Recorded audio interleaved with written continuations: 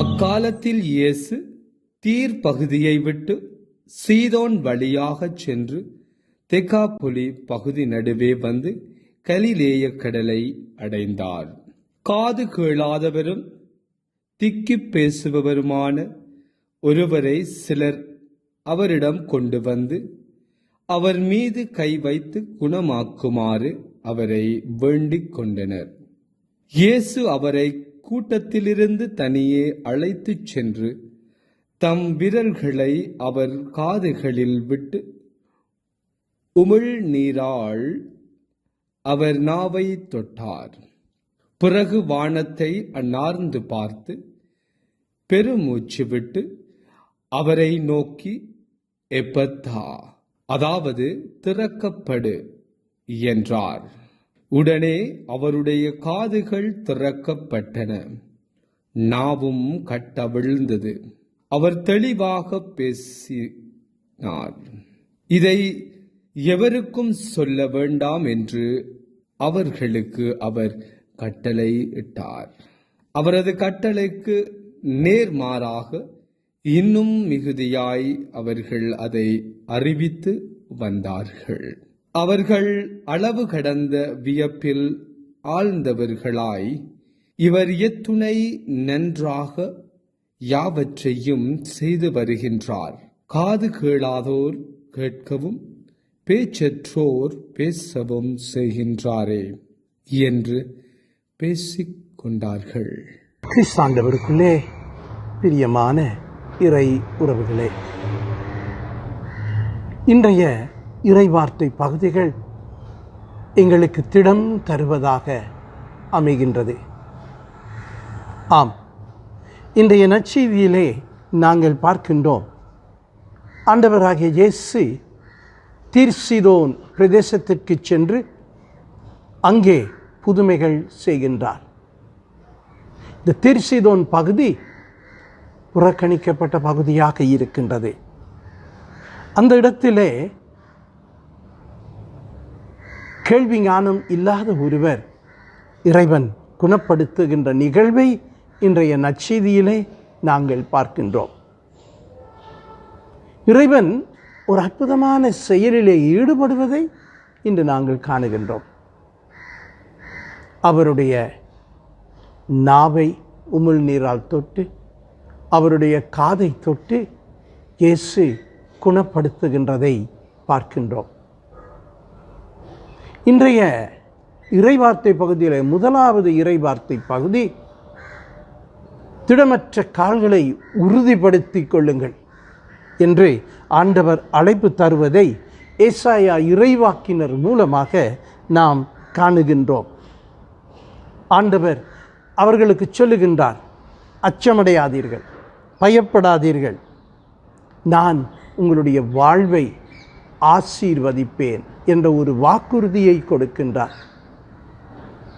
கிறிஸ்தேசுவுக்குள்ளே பிரியமான இறை உறவுகளே, இன்று நாம் வாழும் சமூகத்தில் பலரை திடப்படுத்த நாம் அழைக்கப்படுகின்றோம்.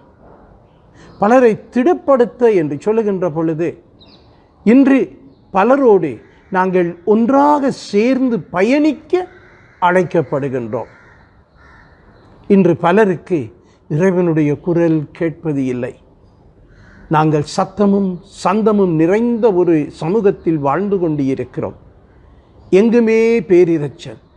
இதிலே ஆண்டவருடைய குரலை நாங்கள் கேட்பது அரிதாகி கொண்டு போகின்றது.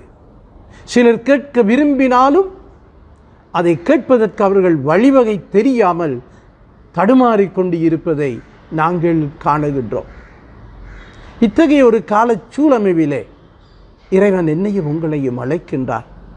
முந்த நாம் இறைவனின் குரலுக்கு செவி கொடுக்க, எம் இதயங்களை இறைவன் பால் எழுப்ப, ஆண்டவர் இயேசு சொன்ன எப்பாத்தா என்ற அந்த சொல், திறக்கப்படுக என்ற சொல் எங்கள் கண்களை திறக்க வேண்டும், எங்கள் காதுகளை திறக்க வேண்டும், எங்கள் இதயங்களை திறக்க வேண்டும்.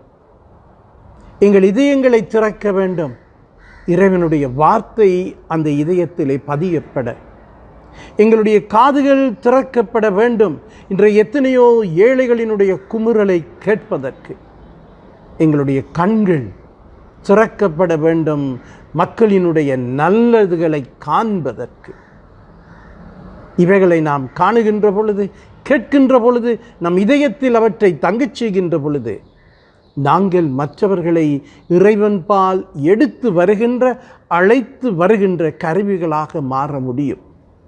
ஆனால் இன்று மற்றவர்களை இறைவன்பால் எடுத்து வருவதை விடுத்து, இறைவனுடைய வார்த்தையை கேட்பதை விடுத்து, நல்லவைகளை பார்ப்பதை விடுத்து நாங்கள் ஏதெல்லாமோ செய்து கொண்டிருக்கின்றோம். ஆகவே இந்த நல்ல நாளிலே இறைவன் நாம் ஆரம்பித்திருக்கின்ற இந்த புதிய வாரத்திலே எங்களை அன்போடு அழைக்கின்றார். எதற்காக அழைக்கின்றார்? மற்றவர்களை திடப்படுத்துவதற்கு, மற்றவர்களை ஊக்கப்படுத்துவதற்கு, மற்றவர்களை தட்டி கொடுப்பதற்கு இறைவன் நம் ஒவ்வொருவரையும் அழைக்கின்றார். அந்த இறைவன் என்னை தட்டி கொடுக்கின்றார், என்னை திடப்படுத்துகின்றார், என்னை பலப்படுத்துகின்றார் என்பதை உணருவோம். ஆகவே நாமும் ஆண்டவராகிய இயேசுவை போல மற்றவர்களை கனிவுடன் தொடுவோம், அவர்களை கனிவுடன் உற்சாகப்படுத்துவோம். அவருடைய வாழ்வை வளமாக்குவதற்கு நாம் வாழும் வழிகளை சொல்லிக் கொடுப்போம்.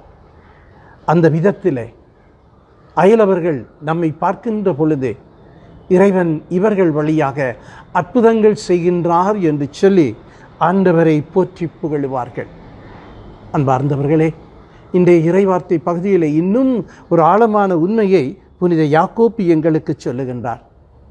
நாங்கள் மக்களை தராதரம் பார்த்து கூறு போட்டு பிரித்து பணக்காரர்களையும் வசதி உள்ளவர்களையும் பணம் படைத்தோரையும் ஒரு விதமாகவும், ஏழைகளையும் துன்புற்றோரையும் வறியோரையும் இன்னும் ஒரு விதமாக பார்க்கின்ற மனநிலையில் இருந்தும் நாங்கள் விடுபட வேண்டும் என்று அழைப்பு தருகின்றார்.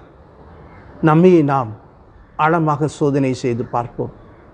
எத்தனை தடவைகளிலே நாம் அவ்வாறு வாழ்ந்திருக்கின்றோம்? எத்தனை தடவைகளிலே ஏழைகளையும் வறியோரையும் நாங்கள் தூக்கி எறிந்து பேசியிருக்கின்றோம்? இத்தகைய மனநிலையிலிருந்து விடுபட நம் ஆண்டவர் நமக்கு இன்று புனித யாக்கோபு வழியாக அன்று சமூகத்துக்கு விடுத்த அதே அறைகூவலை எனக்கும் உங்களுக்கும் விடுக்கின்றார். ஏற்போம், செயல்படுவோம், எம் வாழ்வை வளமாக்குவோம்.